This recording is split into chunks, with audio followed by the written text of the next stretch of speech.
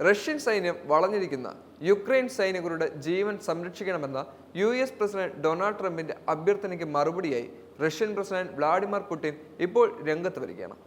Kursk മേഖലയിലേക്കുള്ള Ukraine സൈനികർ കീഴടങ്ങിയാൽ അവരുടെ സുരക്ഷ ഉറപ്പാക്കാമെന്നാണ് പുടിന്റെ മറുപടി ഇപ്പോൾ വൈറലാവുന്നത്. യുക്രൈൻ സൈനികർ ആയുധം വെച്ച് കീഴടങ്ങണമെന്നാണ് റഷ്യൻ സുരക്ഷാ കൗൺസിൽ പുറത്തിറക്കിയ പ്രസ്താവനയിൽ പുടിൻ വെളിപ്പെടുത്തിയിരിക്കുന്നത്.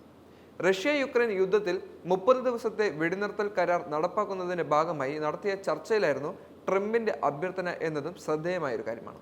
ട്രംപിന്റെ നയതന്ത്ര പ്രതിനിധി സ്റ്റീവ് വിറ്റ്കോഫും റഷ്യൻ ഉദ്യോഗസ്ഥരുമായുള്ള കൂടിക്കാഴ്ചയ്ക്ക് പിന്നാലെയായിരുന്നു ട്രംപിന്റെ പ്രതികരണം വരുന്നത്.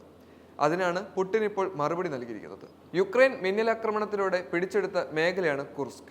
കഴിഞ്ഞ ഓഗസ്റ്റിലാണ് യുക്രൈൻ സൈന്യം റഷ്യൻ അതിർത്തിയിലേക്ക് കടന്നുകയറി അതിർത്തി പ്രദേശമായ കുർസ്ക് കൈയടക്കിയിരുന്നത്. സുത്സ ഉൾപ്പെടെ 1000-ഓളം ചതുരശ്ര കിലോമീറ്റർ പ്രദേശമാണ് യുക്രൈൻ സൈന്യം നിയന്ത്രണത്തിലാക്കിയത് എന്നത് മറ്റ് ശ്രദ്ധേയമായ ഒരു കാര്യമാണ്. പ്രദേശത്തുണ്ടായിരുന്ന റഷ്യൻ സൈനികരെ ബന്ദികളാക്കുകയും ചെയ്തിരുന്നു.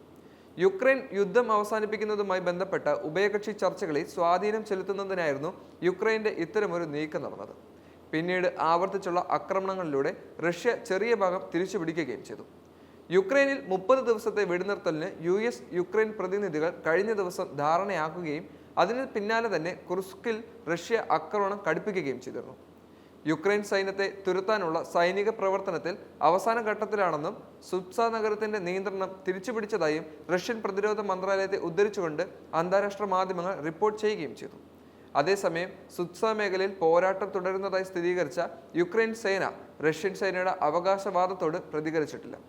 റഷ്യൻ പ്രസിഡന്റ് വ്ളാഡിമിർ പുടിനുമായി കഴിഞ്ഞ ദിവസം വളരെ മികച്ചതും ഫലപ്രദവുമായ ചർച്ച നടത്തിയിട്ടുണ്ടായിരുന്നു.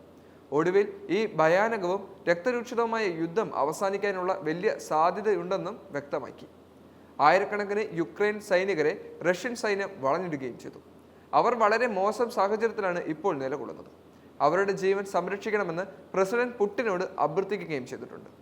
ഇത് 2ാം ലോക മഹായുദ്ധത്തിൽ പോലും കണ്ടിട്ടില്ലാത്ത ഭയാനകമായ കൂട്ടക്കുരുതിയായേക്കാമെന്നും എല്ലാവരെയും ദൈവം അനുഗ്രഹിക്കട്ടെ എന്നായിരുന്നു ട്രംപ് ട്രൂത്ത് സോഷ്യലിൽ കുറിച്ചിരുന്നത്. സ്റ്റീവ് വിറ്റ്കോഫ് റഷ്യൻ ഉദ്യോഗസ്ഥരുമായി മോസ്കോയിൽ കൂടിക്കാഴ്ച നടത്തിയതിന് പിന്നാലെയായിരുന്നു ട്രംപിന്റെ കുറിപ്പ് ഇപ്പോൾ ശ്രദ്ധേയമാകുന്നത്. 3 വർഷമായി തുടരുന്ന യുദ്ധം അവസാനിപ്പിക്കാനുള്ള ശ്രമത്തിന്റെ ഭാഗമായാണ് വിറ്റ്കോഫ് റഷ്യയിലെത്തിയിരുന്നത്. US യുക്രൈൻ പ്രതിനിധികൾ സൗദി അറേബ്യയിൽ നടത്തിയ ചർച്ചയിൽ 30 ദിവസത്തെ വെടിനിർത്തലിന് ധാരണയാവുകയും ചെയ്തിരുന്നു. കരാറിൽ റഷ്യ കൂടി ഒപ്പുവെക്കേണ്ടത് അത്യാവശ്യമാണ്. യുക്രൈൻ റഷ്യ യുദ്ധം അവസാനിക്കുകയാണെങ്കിൽ അതിൻ്റെ ഏറ്റവും നല്ല ക്രെഡിറ്റ് അമേരിക്ക സ്വന്തമാക്കുകയും ചെയ്യും.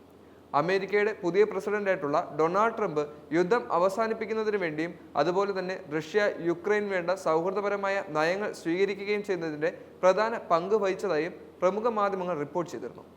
എന്നാൽ യുക്രൈനിലെ പല ധാതുലവണങ്ങളും അതുപോലെ തന്നെ അവരുടെ ബലഭൂയിഷ്ടമായ സ്ഥലങ്ങളും ട്രംപ് കണ്ണുവെച്ചതായിട്ടുള്ള വ്യാജ പ്രചരണങ്ങൾ നടന്നിരുന്നു.